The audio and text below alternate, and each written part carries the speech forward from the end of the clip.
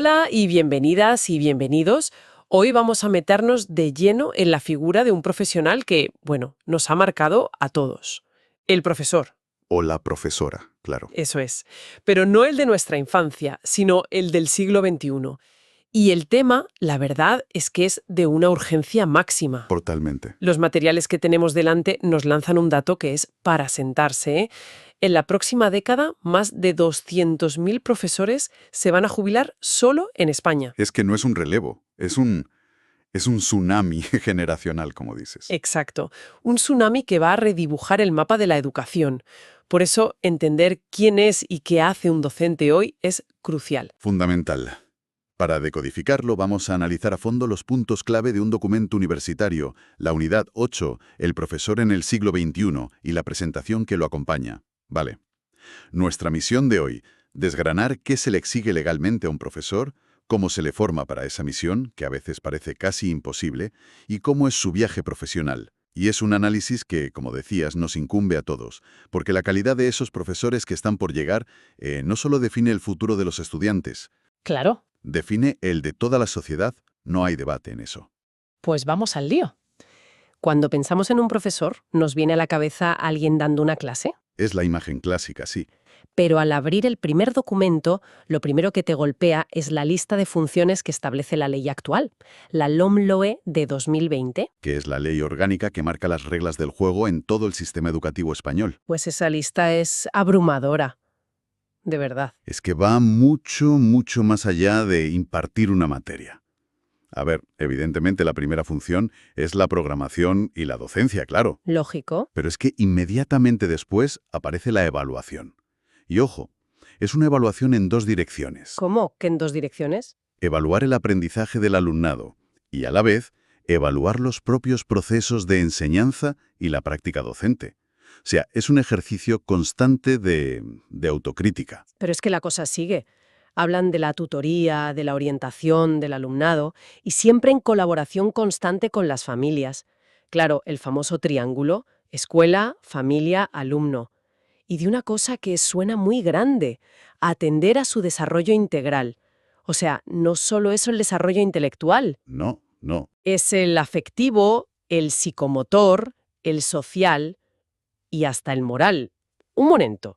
Se le está pidiendo a un profesor que sea una mezcla de académico, psicólogo y coach de vida. La ley sobre el papel, apunta en esa dirección, sí. Y la lista no acaba ahí, que es lo fascinante. Hay más. Los documentos detallan que también deben organizar y participar en actividades complementarias, las que se hacen fuera del horario lectivo. Ah, claro, las extraescolares. Deben contribuir activamente a que en el centro haya un clima de respeto, de tolerancia, y además pueden tener que asumir tareas de coordinación, de gestión, incluso de dirección. O sea que no es solo su aula. No, es todo el centro. Y sin embargo, la imagen clásica sigue siendo la del profesor solo en su clase, con la puerta cerrada. ¿No hay una tensión enorme entre lo que la ley exige, colaboración, gestión, y la realidad de muchos centros? Absolutamente. Las fuentes lo dejan muy claro. Subrayan que el trabajo en equipo y la colaboración son el pilar que debería sostener todo lo demás. Pero también reconocen una realidad incómoda, la enorme carga de gestión y burocracia. Informes, actas, programaciones, memorias, el papeleo. Un papeleo que, como advierte el texto, a veces consume tanto tiempo o más que la enseñanza directa. Ahí quería llegar.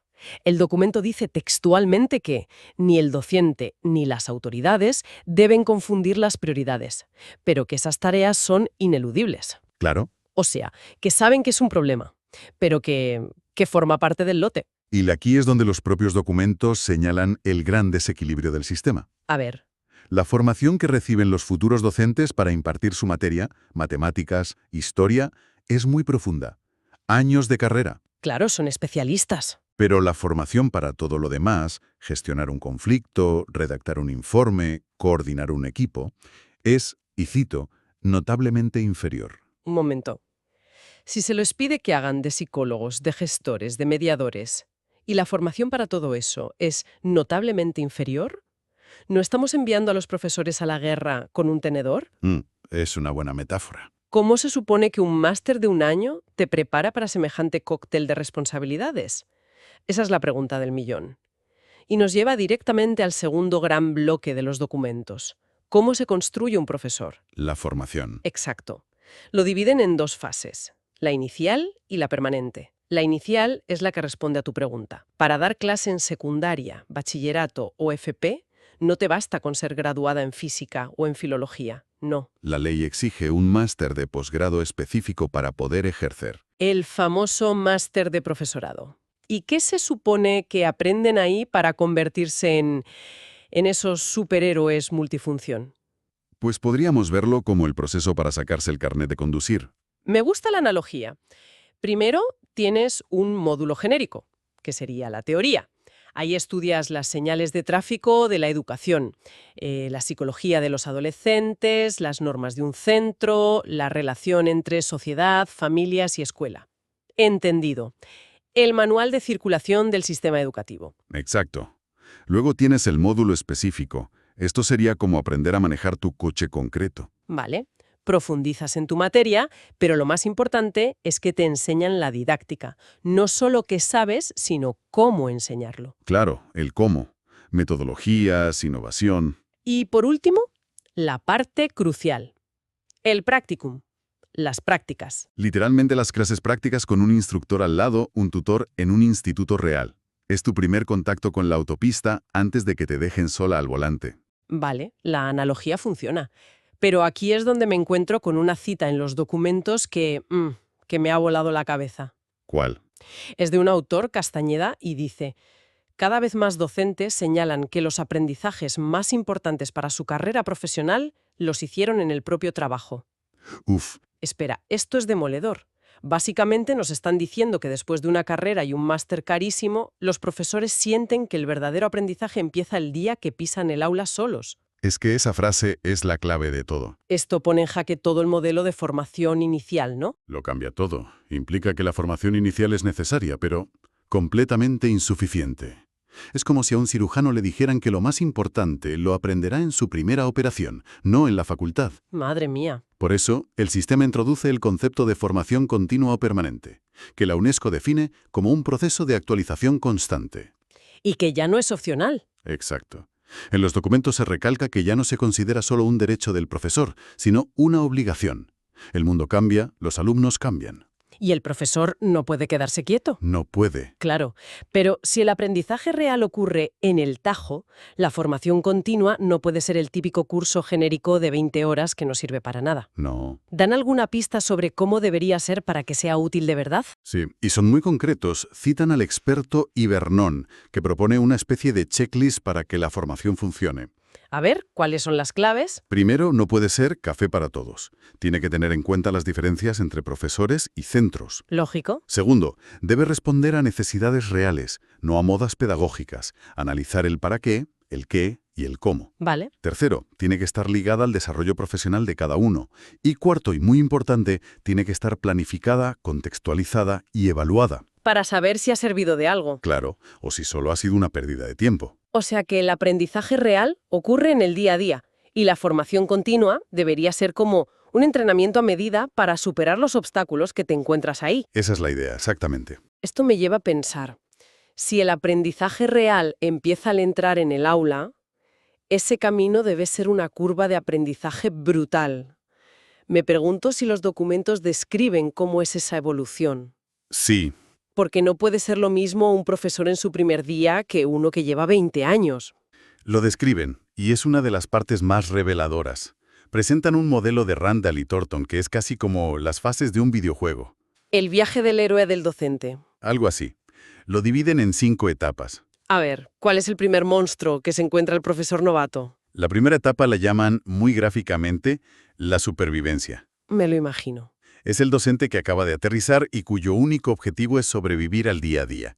Su planificación es a cortísimo plazo. Para la clase siguiente y ya, exacto. Usa técnicas muy concretas, casi recetas, que le dan compañeros más veteranos. Todo su foco está puesto en sí mismo, en controlar la clase, en no meter la pata. Lo que decíamos de conducir. Al principio no piensas en disfrutar del paisaje, solo en no calar el coche y no chocar. Es la analogía perfecta. Tu único objetivo es llegar al final del día de una pieza. Vale. Y una vez sobrevives, llega la segunda fase, la automatización. Las rutinas ya has ya son automáticas. Y aquí ocurre el cambio más importante. ¿Cuál? Como ya no tiene que pensar en cómo sobrevivir, su foco deja de estar en sí mismo y por primera vez puede empezar a observar de verdad qué está pasando en la clase. Empieza a levantar la vista del volante y a mirar por la ventanilla. Justo, la tercera etapa es la estrategia. Aquí el docente ya no tiene solo recetas, sino un repertorio de estrategias flexibles. Gana seguridad, mucha. Puedes improvisar, adaptar la planificación. Ya no planifica solo la clase de mañana, sino el trimestre entero. Y a partir de ahí, el salto es cualitativo, ¿no? Se pasa de gestionar la clase a otra cosa. Totalmente. La cuarta etapa es la intuición y el conocimiento. El foco principal se desplaza por completo al aprendizaje del alumno. Ya no se trata de él. No. El docente es plenamente consciente de la enorme complejidad de ese proceso. Ya no se trata de dar la materia, sino de entender cómo aprende cada estudiante. Su preocupación ya no es el control. Es la comprensión. ¿Y la cima de la montaña, la fase final, cuál es? La llaman la maestría.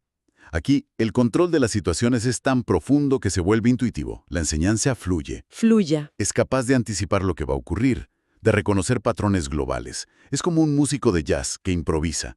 Simplemente sabe. Es un viaje increíble, casi heroico.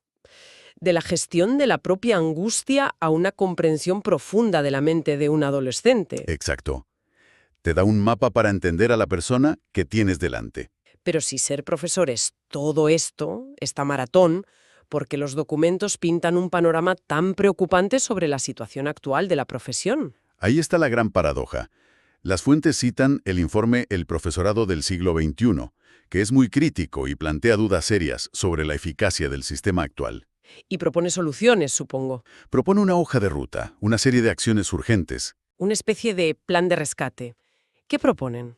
Lo primero, y más importante, es hacer la profesión más atractiva. Que los mejores quieran ser docentes. Ese es el objetivo, que no acaben en la enseñanza como segunda o tercera opción. Dicen que es la única forma de mejorar la imagen social a largo plazo. Tiene sentido. Si los mejores quieren ser profes, la sociedad empezará a valorar más a los profes. Segundo, reivindicar su reconocimiento por parte de las administraciones con mejores condiciones y de la propia sociedad. Claro. Tercero, un punto muy interesante. Piden que las reformas educativas dejen de ser vistas como un obstáculo o una batalla política constante. Que no tengan la sensación de que cada 4 años les cambian las reglas del juego sin contar con ellos. Dotar al sistema de profesores cualificados y, sobre todo, con vocación. Y por último, un baño de realismo. ¿Cuál? Asumir que la tarea docente incluye esa parte administrativa, que no se puede ignorar, sino que hay que integrarla y formarlos para ella. Y ya para terminar con la parte más práctica, los documentos nos recuerdan las dos grandes puertas de entrada para ejercer en España. Sí. Por un lado, la enseñanza pública, a la que se accede por oposiciones, que es una carrera de fondo. Y por otro, la privada o concertada, donde cada centro tiene sus propios procesos de selección. Dos caminos muy diferentes, para llegar al mismo punto de partida, ese primer día en la fase de supervivencia. Justo. En resumen, después de este análisis, queda claro que ser profesor hoy es una profesión de una complejidad brutal. Exige una formación sólida, que sin embargo se queda corta, y un viaje personal que transforma a la persona. Y si conectamos todos los puntos, la pregunta que se queda flotando en el aire es inevitable.